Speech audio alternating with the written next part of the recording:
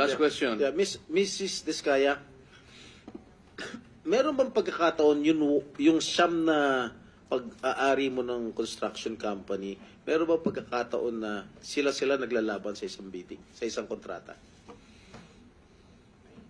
Hindi po. Sigurado ka?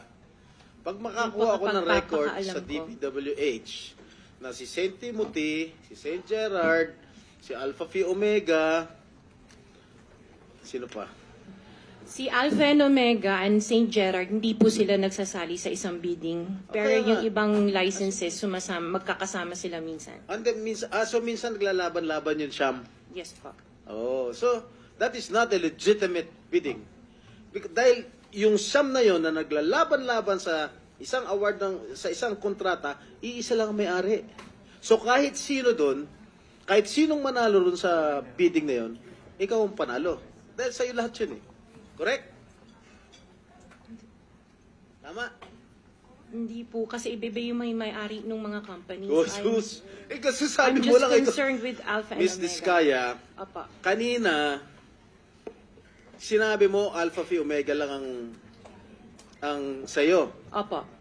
Nung tinanong kita ulit, in-enumerate ko lahat yung siyam na korporasyon, inamin mo sa'yo lahat yun. Oh, di ba? The records will bear me out.